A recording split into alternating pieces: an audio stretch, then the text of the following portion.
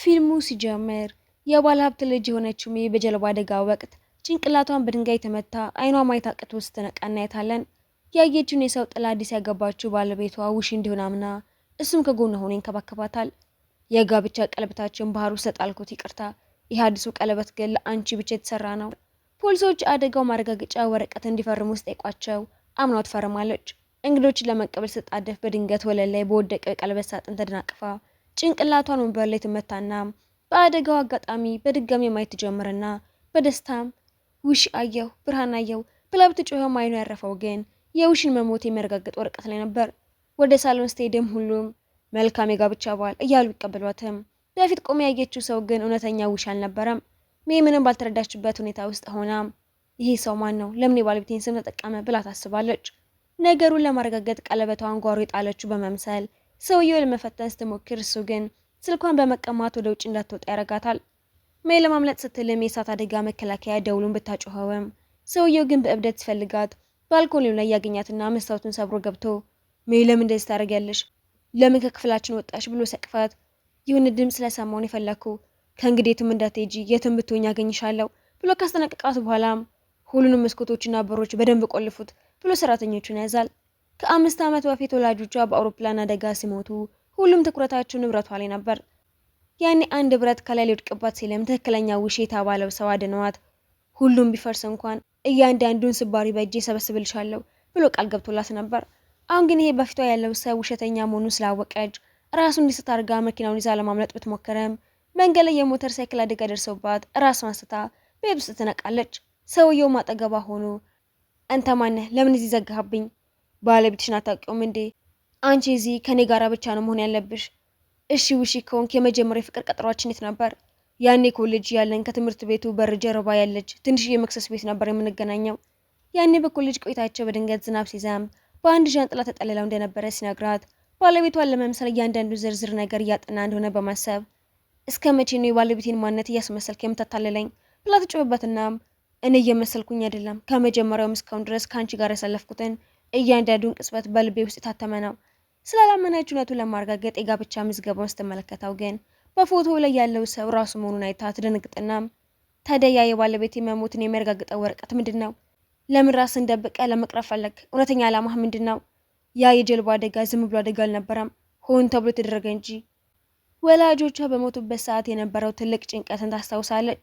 ያኔ በበዓላቱ ወላጆቿ በሌሉበት ትልቅ የአሻንጉሊት ልብስ ለብሶም ፎቶ የሚነሳላትና ብቸኝነቷን የሚጋራላት እሱ ነበር። እሱም የውጭን የተዝረከረከ ጮታ ትስሚ፣ ልብሽንና አይንሽን በእኔ ላይ ብቻ ይሁን። ጆን የተባለው ዶክተርም ሜ ጭንቅላት ውስጥ የነበረው የደም መርጋት የአእምሮ ህመም ፈጥሮ የምትወደውን ሰው ፊት መለየት እንዳትችል አድርጓታል ሲልም ሜ እንድትረጋጋ የሚረዳትን መድኃኒት ስጠኝ። እሷም አእምሯ ተዛብቶ ይሆን ወይስ አሁንም እያታለላት ግራ ይገባታል። ውሺ ከዚህ በፊት የነበሩትን ሰራተኞች በሙሉ ለሷ ጥንቃቄ ያረጉን በሚል ሰበብ ሁሉንም አባረው በአዳዲስ ቀይሯቸው። እሷም አጋጣሚ ተጠቅማ ስልኳን ሰርቃም ወደ መታጠቢያ ቤት ትገባና በሩን ቆልፋወም ስለ ባለቤቷ መረጃ ትፈልጋለች። ጓደኞቿ ጠፍታለች ብለው ፎቶዋን በየቦታው እንደለቀቁትም ታያለች። እሱም በሩን በኃይል ሰብሮ ሲገባም ሜ ውስጥ ሰጥማ ሚያት ታስፈራሪኝ እንደገና ላጣሽ አልችልም ብሎ በድጋሚ ሰቅፋት። እሱ እውነተኛ ውሺ ባይሆንም ሁሉ ጊዜም በጭንቋ ጊዜ ከጎኑ የሚቆመው ሰው እሱ መሆኑን ትረዳለች። ያኔ ወላጆቿ በሞቱበት ወቅትም በወላጆቿ እየመሰለ ምግብሽን በሰዓቱ እያለ መልእክት የሚልክላትም እሱ ነበር። ሊያገኛት በነበረበት ቀን ግን ሰካራም አባቱ መጥቶ ደብድቦትና የያዘውን አበባ አጨማዶትም ነበር። አሁንም ወደ ክፍሏ ወስዶ ጸጉሯን እየደረቀላት እባክሽ ከእንግዲህ አታስፈራሪኝ፣ መድኃኒቱን ስወስድ ፊትን እንኳን በደንብ አይታየኝም እኮ፣ ራስሽንና እኔንም የማታሰቃይ ከሆነ መድኃኒቱን አቆሚ ሲላትና ልትቀርበው ስትሞክር ስለራቃት በስሜቱ የማይነዳ ሰው መሆኑ ይገባታል። የአትክልት ስፍራውን ለመንከባከብ ባለሙያ ሲቀጥረም እነዚህን አበቦች ወላጆችሽ በገዛ እጃቸው ስለተከሏቸው ሌላ ሰው እንዲነካቸው አልፈልግም። የአበባ አድራሿም የሚቀርብ ጓደኛ ስለሆነች ሜይ ለማግኘትና መረጃ ለመስጠት ብትሞክረም ሜይ ባለቤቷ ድምጽ ስትሰማ ጓደኛዋን ደብቃ አበቦቹ እንዳይጠወልጉ ፈርቼ ነው፣ የምትወጂውን ነገር ሁሉ ጠብቃለሁ፣ አንቺ ምን በገባውበት የአትክልት ስፍራ ሁሉ ሁሌም ትኖሪያለሽ ቢላትም እሷ ግን ለማምለጥ ስትል በየአጋጣሚው መንገድ ትፈልጋለች።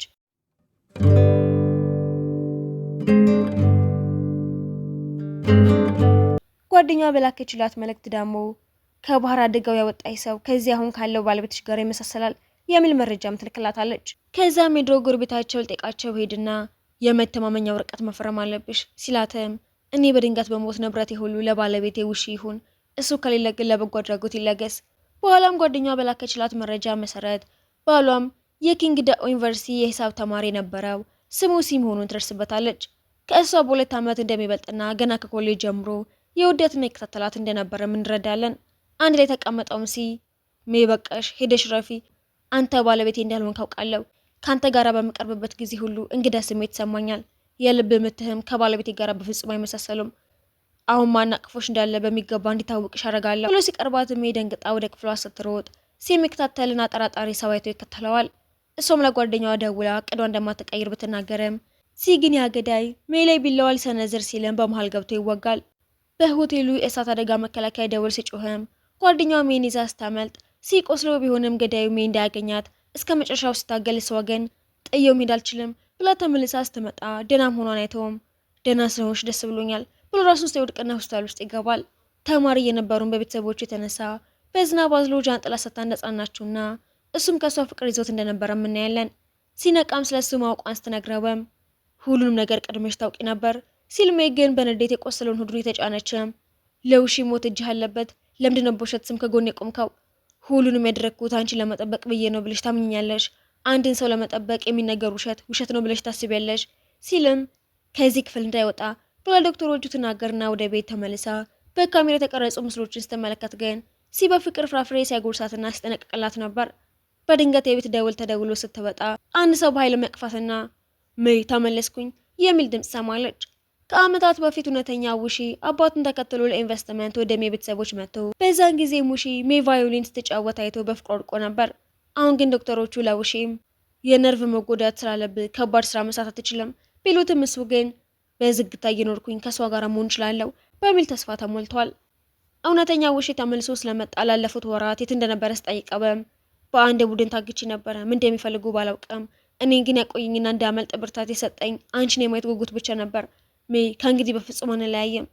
ሜይም ከዚህ ጋር የተገናኙ ነገሮችን በሙሉ ለማጥፋት ብትሞክርም ሲክ ሆስፒታል ወጥቶ ወደ ቤት ሲመጣም የጋብቻ ምዝገባ ወረቀቱን ተቀዳውና ምንም ያህል ብትመስል አንተ ውሺ አይደለህም። ለ3 ወራት የጠፋ ሰው በድንገት መመለሱ እንግዳ ነገር አይመስልሽም? በጀልባው አደጋ ብትሞች ኖሮ የበለጠ ተጠቃሚ የሚሆነው ማን ነበር? ቢላትም ሜይ ግን ከእንግዲህ አንገናኝ ብላ ጥላው ትሄዳለች። ዝናቡ እየዘነበ ወደ ኋላ ተመልሳ ስታየም ሲ አሁንም እዛው ተቀምጠው እንዲሄድ ብትነግረውም ይቀርባታል። ከእንግዲህ ለእኛ ምንም እድል የለንም ብላ ትገፋዋለች። እውነተኛ ውሺ ግን ይህንን ሁሉ ከርቆ ነው በእንዴት እያየ በዝናብ ውስጥም እንዴት እንደዚህ ይሆናል እያለም ይጮኋል። ያኔ ሲ በዕዳ ሰብሳቢዎች ሲደበደብ በነበረበት ጊዜ ሜይም ፖሊስ ጠራለሁ ብላ ተከላክላለት ያኔ እሱ እንደ ብርሃን የምታበርልኝ አንቺን ለማግኘት ስመጣ ሁሌ ጊዜም በጭቃ ውስጥ ዘፈቅ የምተኝ ለምንድን ነው በማለት በልብ አዝሎ ነበር። አሁንም የጆን ግሩፕን ለመረከብ ስትሞክር ባላክሲዮኖቹ አንቺ ትንሽ ዋልዕልት ሆነሽ ተቀመጪ ቢሏትም እሷ ግን እያንዳንዱን ሂሳብ መስላት ጀምረና ድርጅቱን ለማዳን ትልቅ ኢንቨስትመንት ስለሚያስፈልግ ሲም የድርጅቱ ዕዳ ከሚታወቀው በላይ ነው። ኢንቨስት እንድናደርግ ግን አንድ ቅድመ ሁኔታ አለኝ። አንቺ ለብቻሽ መሆን አለብሽ። የግል ህይወቴ ከንግዱ ጋር ምን አገናኘው ብላ ብትከራከርም እሱ ግን ንብረቱ ወደ ሌላ ሰው እጅ እንዳይገባ ማረጋገጥ አለብኝ። በእንዴት ልትወጣ ስትልም ሲሊፍቱ ተከትሏት ይገባና ከመጀመሪያውም ጀምሮ አንድ ግብ ብቻ ነው ያለኝ፣ ያ ደግሞ በልብሽ ውስጥ ያለው ነው። ውሺ በአትክልት ቦታ ውስጥ ሆኖም በደንብ መራመድ ስጀምር የጋብቻ ስርዓታችንን እንደገና እናድሰዋለን በማለት ቃል ቢገባላትም እሷ ግን የድርጅቱን ሁኔታና ሊገላት የሞከረውን ሰው ጉዳይ እያሳሰባት ድርጅቱ በጥሩ ሁኔታ ላይ አይደለም፣ ያ ሊገለኝ የሞከረው ሰው ማን እንደሆነም ግን አላወቅንም ስትለው ውሺ ግን ለአንድ ወረቀት ብዬ አንቺ ለብቻሽ ትችሽ በመሄድ ራሴን እወቅሳለሁ። ሜይ ግን አሁንም ሲ በሀሳቧ የተመላለሰ በእሱ እንክብካቤና ቃላት ምን ያህል ተለማምዳ እንደነበረ ስታውቅም ደንግጣ ውሃ ለመጠጣት ትነሳለች። በዚህ መሃል ሲደውሉ ሊያጓራት ቢፈልግም ውሺ ስልኩን አንስቶት ባለቤቴ ልብስ እየቀየረች ነው፣ ባለፈው በውጭ ሀገር ያደረጋችሁት ጋብቻ በሀገር ውስጥ ህግ ገና አልተመዘገበም፣ ህግ በመካከላችን ያለውን ስሜት አይቀይረውም ብሎ ቢከራከርም ሲ ግን ሚያሆንም ትወድሃለች ብለህ ታስባለህ? ውሺ ግን ያኔ በኮሌጅ ቆይታቸው ሜይ በፀሐይ ብርሃን ስትደምቅ ያየበትን ቀን እያስታወሰ እኔ እኮ ሜይን ለማግኘት ስል ነው እሱ የምትፈልገው ሰው እኔ ነኝ ብዬ ቀድሜ የቀረብኳት በማለት ለራሱ እውነቱን ያምናል። በአንድ የንግድ ግብዣ ላይ ሜይ ከባለሀብቶች ጋር ስትነጋገርም ሲ በድንገት መጥቶ የባለሀብቶቹን የሙስና ሚስጥር በማጋለጥ ሲያባራቸው ሜይም ለምንድነው በሰው ጉዳይ ውስጥ ጣልቃ የምትገባው? ለምንድነው ሁሉ ጊዜ ችላ የምትይኝ? የአብረን ያሳለፍናቸው ቀናቶች ምንም ትርጉም አልነበራቸውም። ሁሉንም ነገር በጥንቃቄ የታሰበበት ድራማ ነበር ብላ ብትዋሸውም ሲ ግን አቅፋትም ልብሽ መዋሸት አይችልም ብሎ ሲቀርባት በዚህ ጊዜ ውሺ አበባ ይዞ ይመጣና በአስቸጋሪ ጊዜ አጠገብሽ ባለመሆን ይቅርታ፣ በድጋሚ አብረን እንድንሆን ፈቃደኛ ነሽ በማለት በሰዎች ፊት ጠይቃትም ሰዎች በእውነት የሚዋደዱ ከሆነ እንደዚህ ምርጫ ውስጥ እንዲገባ አያደርጓቸውም ሲልም ውሺም አንተ ውሸታም፣ ስለ እኔ ፍቅር ምን ታውቃለህ? አንተ እኮ በሜ ላይ የተጫወትክ ያለኸው በራስህ ስለማትተማመን ነው። ሜይ በሁለቱም ተናዳ ይሄ የእኔ እንጂ የእናንተ የግል ውሳኔ አይደለም ብላ ጥላቸው ሄዳ መንገድ ላይም ጓደኛዋን አግኝታወም ምንም ይሁን ምን በራስሽ እንድታተርፊ ይረዳሻለሁ። ያኔ በችግር ጊዜ የሚወላጆች ተቀብለው እንዳሳደጉት ያስታውሳል። በሌላ በኩል ሲና ውሺ ሲከራከሩም ስለሜ ምን ታውቃለህ? ሜ አሁን ቅመም የበዛበት ምግብ አትወድም። ዝናብ ሲዘንብ እጇን ትጨብጣለች። ስትዋሽ ደግሞ የጆሮዋ ጫፎች ቀይ ይሆናሉ በማለት ስለሜ የሚያውቀውን ሲነግረው ውሺ በንዴት ቢመታወም ሜን መጠበቅ ያልቻለ ሰው እድሉን አጥቶታል። ስለ ውሺን ደረጃው ላይ ገፍቶ ይጥለዋል። ሜ ወደ አዳራሹ ስትመለስም ውሺ ወድቆ በማየቷ በእንዴት ሲል አፍጥጣ እንዴት እንደዚህ ታደርጋለህ በሚል እይታ ገላምጣወም ውሺን ወደ ቤት ወስዳ ቁስሉን ታከመለታለች። በጣም ስለናፈቅሽኝና ከአንቺ ጋር ያሳለፍነውን ጊዜ ስላስታወስኩ ነው የቸኮልኩት። ይቅርታ ሜ፣ የትም እንሁን የት የልደት ቀናችንን ሁልጊዜ አብረን እናከብራለን ብለን ቃል ገብተን አልነበረ በማለት ያባብላት ሲሞክር ሜ ግን ሳታውቀው እጇን በእንዴት ስትጨብጥ ስለ እሷ የነገረው እውነት መሆኑን ይረዳል።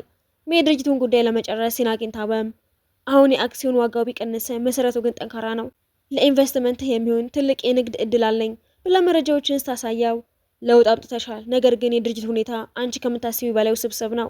በውድድሩ ካልተስማማህ የውሽን ጉዳት ወረቀት ይዤ ፖሊስ ጣቢያ በመሄድ ትልቅ ራስ ምታት ሆንብሃለሁ። ጥቃቱን መመለስ ተምረሻል በማለት በፈገግታ አድንቋት አንድ ላይ የድርጅቱን ሂሳብ መመርመር ጀምራሉ። ሌሊቱን ሙሉ ሲሰሩ አድረው እግሩ ላይ እንቅልፍ ወስዷትም ስትነቃ ይቅርታ ስራውን ዘገየሁት፣ አይዞሽ ወላጆች ከሞቱ በኋላ ድርጅቱ ከውስጥና ከውጭ ሆነው ሲዘርፉት የነበሩትን ሰዎች ደርሼባቸዋለሁ።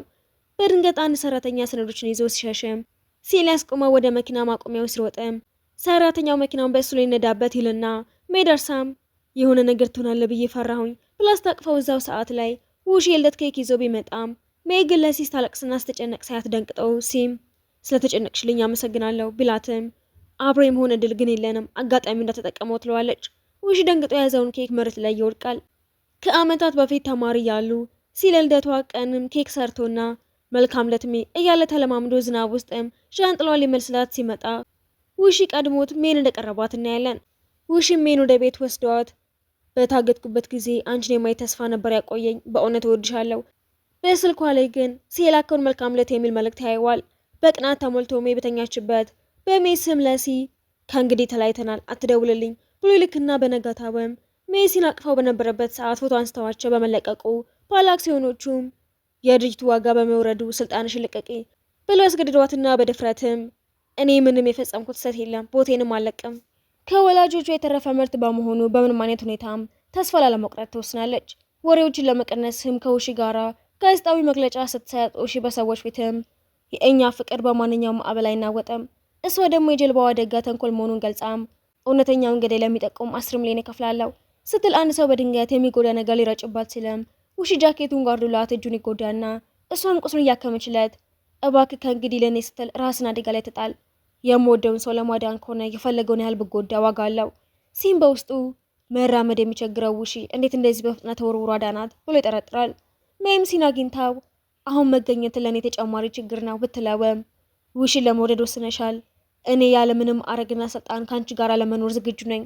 ጓደኛዋም ፍቅር በመስዋዕትነት አይተካም፣ ልብሽ ማንን እንደሚፈልግ ዝም ብለሽ አዳምጪው ትላታለች። በዚህ መሀል ሌላኛው ጓደኛዋ የአሁኑን አደጋ ያቀነባበረው መሆኑን የሚያሳዩ የስልክ ድምጾች ደርሰውኛል። ስለ ቴድሮ ስልኳን አውጥታ የድምጽ ሪከርድ ስታዳመጥ ድምጽም ከውሺ ጋር እንደሚመሳሰል ይገባታል።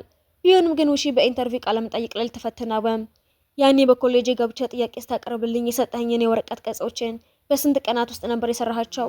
ሌሊቱን ሙሉ ስሰራቸው አድሬ ነው ብሎ ያዋሻታል። ውሽን አትክልት ቦታ ላይ አስቁማወም ሲገዳይ ቀጥሮ ሊጎዳኝ ሞከረ ብዬ እንዳምን ፈልገህ ነበር ነገር ግን የድሮ ድምጾችን ሳዳመጥ እውነቱን አወቅኩኝ። ያኔ በችግሬ ጊዜ የወረቀት ገጾችን እያሰራ ያጽናናኝ የነበረው ነበረ። በውሸት ስትቀርበኝ ቆይተ አሁንም ልትገለኝ ሞከርክ። ውሺ በድንጋጤ የተንቀጠቀጠም በጣም ስለምወድሽ ነው፣ አንድ እርምጃ ብቻ ቀርቶኝ ነበር።